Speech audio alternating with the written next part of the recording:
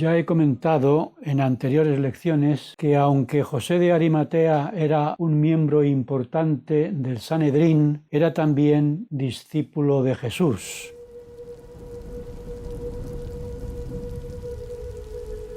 Sin embargo, había mantenido en secreto su discipulado por miedo a los judíos. Pero después de la crucifixión y muerte de Jesús, venció sus temores y entró osadamente a ver a Pilato.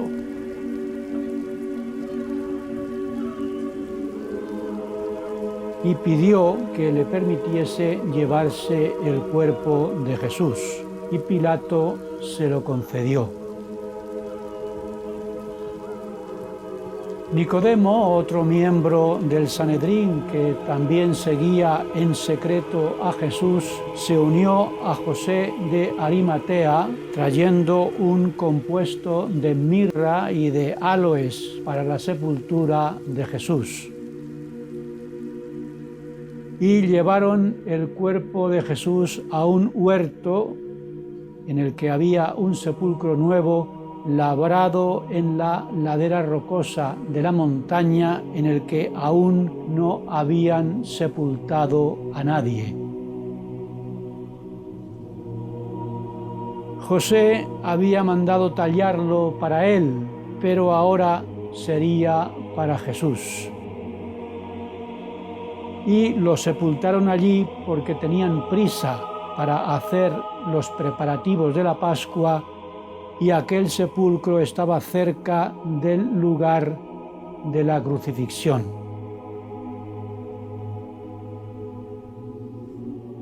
Envolvieron pues el cuerpo de Jesús en el lienzo de lino que compró José y pusieron las 300 libras de especias que compró Nicodemo en los pliegues del lienzo con el que envolvieron el cuerpo, y lo ataron con vendas. Después colocaron reverentemente el cuerpo del Maestro en el sepulcro y al terminar la sepultura hicieron rodar una gran piedra a la entrada del sepulcro y se fueron.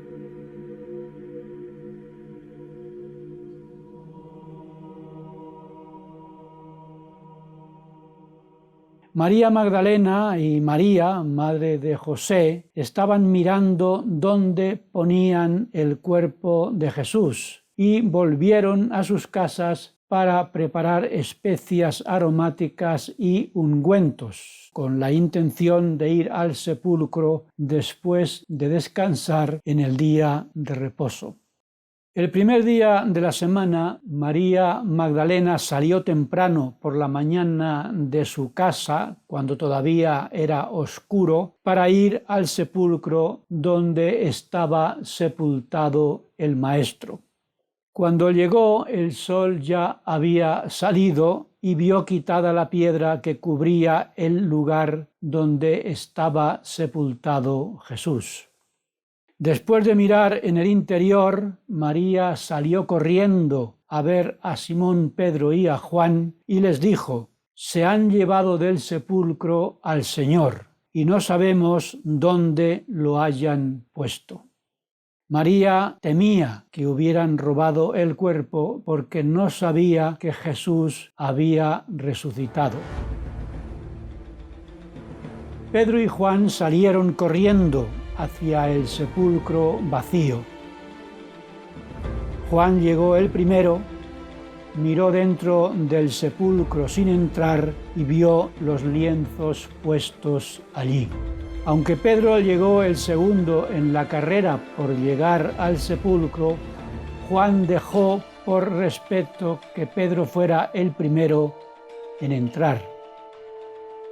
Y al hacerlo, Pedro vio también los lienzos en los que habían envuelto el cuerpo de Jesús y el sudario que había estado sobre su cabeza enrollado en un lugar aparte.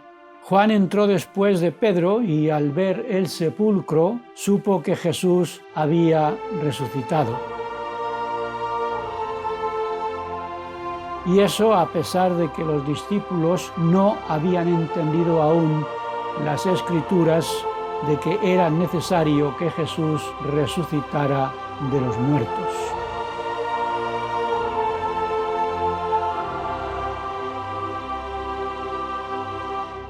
Este detalle de que los lienzos de la tumba estuvieran en la misma forma que tenían cuando José y Nicodemo envolvieron con ellos el cuerpo, mostraba que Jesús había resucitado. Porque si alguien hubiera robado el cuerpo, como temía María Magdalena, se habría llevado los lienzos también, porque estaban atados al cuerpo. Pero como para un ser resucitado no hay obstáculos, Jesús atravesó los lienzos y el sudario al resucitar, dejándolos en el lugar que ocupó el cuerpo, pero vacíos.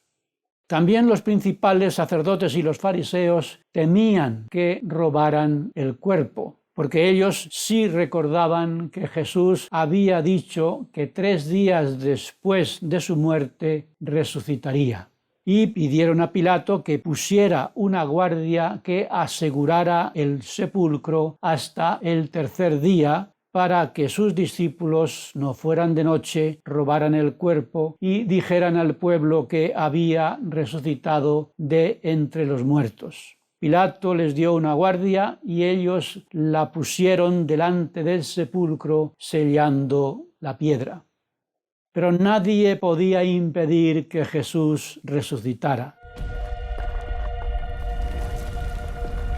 En el momento de la resurrección hubo un gran terremoto y un ángel bajó del cielo, removió la piedra y se sentó sobre ella.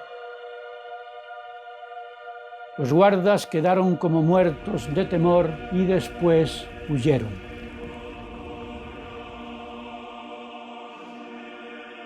Y cuando llegaron las mujeres que venían a cuidar del cuerpo, entraron en el sepulcro y vieron al ángel que les dijo: «No temáis vosotras, porque sé que buscáis a Jesús.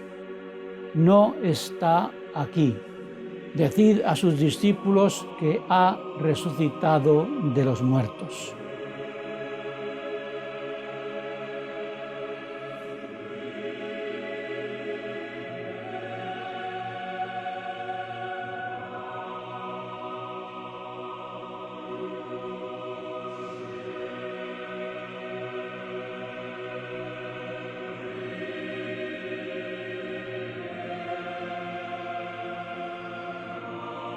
Mientras tanto, los guardias del sepulcro fueron a la ciudad y contaron a los principales sacerdotes todo lo que había pasado.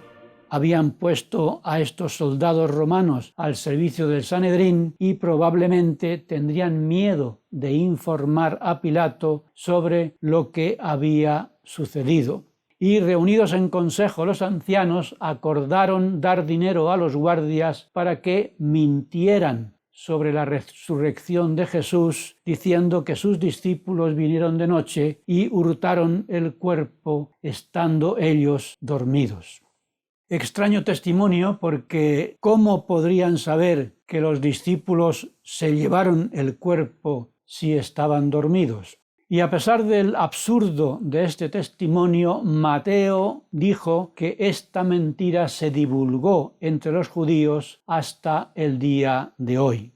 Todas las mentiras son absurdas, pero siempre hay alguien interesado en creerlas. Después de visitar el sepulcro vacío, Pedro y Juan se fueron, pero María Magdalena se quedó. María de Magdala, ciudad situada al oeste de la costa del mar de Galilea, a quien Jesús libró de 7 demonios, era una de las discípulas de Jesús y la única persona que citan los 4 evangelios como testigo de la crucifixión, del entierro y del sepulcro vacío.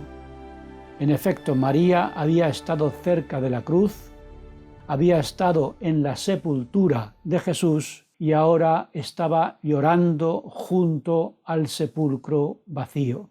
y vio a 2 ángeles con vestiduras blancas sentados sobre el sepulcro, uno a la cabecera y el otro a los pies. Y los ángeles preguntaron a María: «Mujer, ¿por qué lloras?».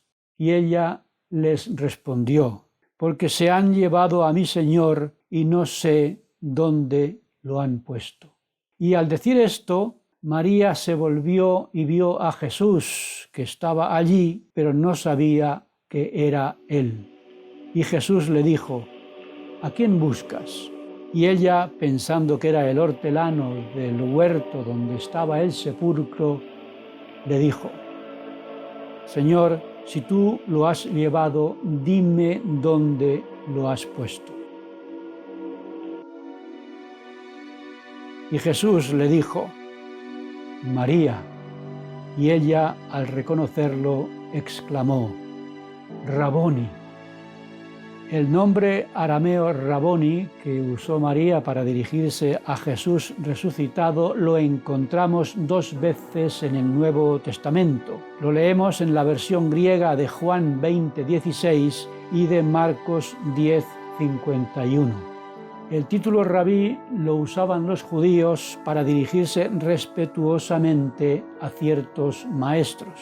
El título Raboni era una forma más elevada que el título rabí y se reservaba para maestros por los que se sentía una gran estima y respeto y que tenían conocimiento y autoridad recibida de los cielos para enseñar a otros. Después de que María reconociera al Salvador resucitado, lo primero que dijo Jesús a María, según algunas versiones de la Biblia, fue: «No me toques». Pero diferentes traducciones del griego dicen que Jesucristo estaba diciendo a María Magdalena: «No te aferres a mí, no me retengas», queriendo decir: «No puedo quedarme aquí porque debo ir al Padre». Porque después de morir, Jesús no fue a la presencia de Dios el Padre. Sabemos que durante el tiempo que estuvo su cuerpo en el sepulcro, Jesús estuvo en el Espíritu organizando la predicación de su Evangelio a los que habían muerto y estaban en el mundo de los espíritus esperando la resurrección.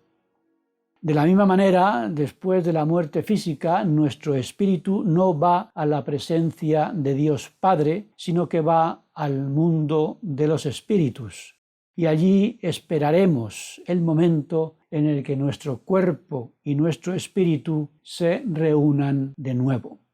Y Jesús reveló a María lo siguiente: «Subo a mi Padre y a vuestro Padre, a mi Dios y a vuestro Dios».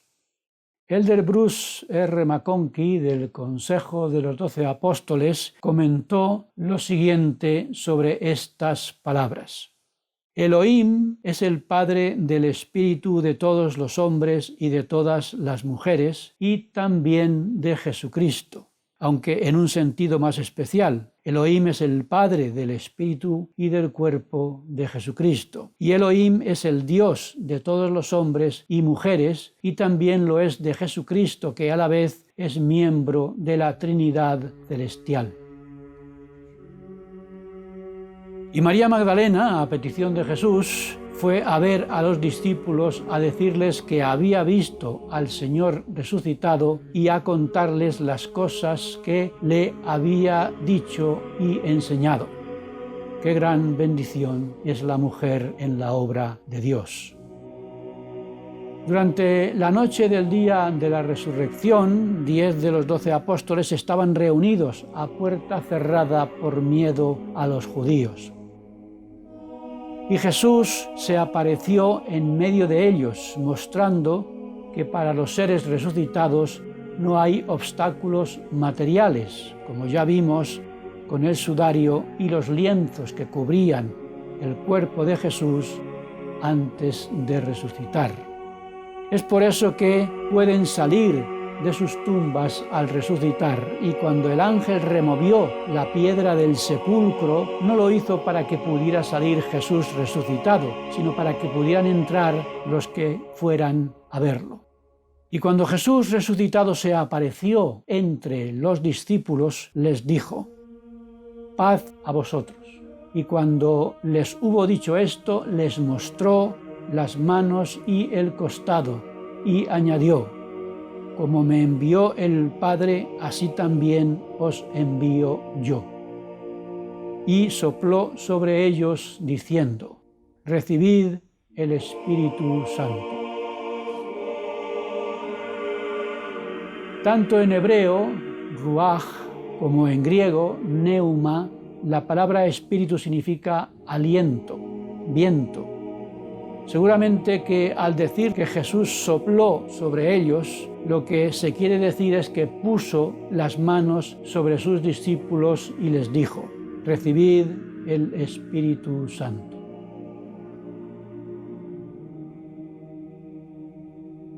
Aquello fue la preparación para el día de Pentecostés, en el que los discípulos recibirían el don del Espíritu Santo o el derecho a disfrutar de ese don. Tomás, uno de los apóstoles llamado Dídimo, no estaba con los demás cuando Jesús los visitó. Y los otros discípulos compartieron con él las buenas nuevas de la resurrección, diciéndole: hemos visto al Señor.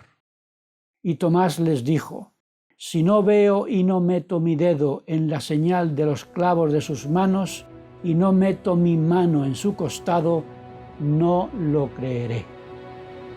Y 8 días después, estando otra vez los discípulos en aquel cuarto cerrado, y Tomás con ellos, Jesús se puso de nuevo en medio de ellos y les dijo: paz a vosotros. Y dijo a Tomás: pon aquí tu dedo y mira mis manos, y acerca tu mano y métela en mi costado, y no seas incrédulo, sino creyente. Y entonces, y solo entonces, Tomás exclamó: Señor mío y Dios mío.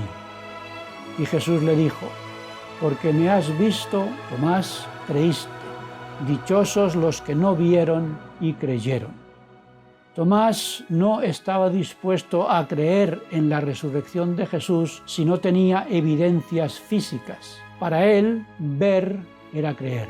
El Señor lo había elegido como uno de sus testigos especiales, pero él no aceptaba nada que no se pudiera comprobar con los sentidos. Tomás había perdido la forma más elevada de la fe.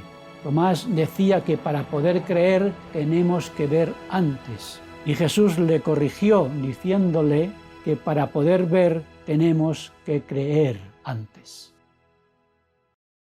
El presidente Gordon B. Hinckley dijo lo siguiente sobre esta experiencia de Tomás: habéis oído a las personas decir, como dijo Tomás: dadnos evidencias empíricas, probad ante nuestros sentidos físicos o no creeremos. Este es el lenguaje de los tiempos en que vivimos. Tomás el incrédulo se ha convertido en el ejemplo de las personas de todas las épocas que se niegan a aceptar nada que no se pueda probar y explicar físicamente. A todos los que tengan dudas, les repito las palabras de Jesús al incrédulo Tomás: no seáis incrédulos, sino creyentes. Creed en Jesucristo, el Hijo de Dios. Son demasiados los que quieren meter a Dios y a la religión en el laboratorio para intentar probar su existencia ante los sentidos físicos, dejando a un lado al Espíritu Santo, ese mismo Espíritu que Jesucristo dio a sus discípulos para evitar el error que cometió Tomás y que cometen todos aquellos que, como dijo Pablo, se dejan llevar por el hombre natural que no percibe las cosas que son del Espíritu de Dios, porque para él son locura y no las puede entender, porque se deben discernir espiritualmente.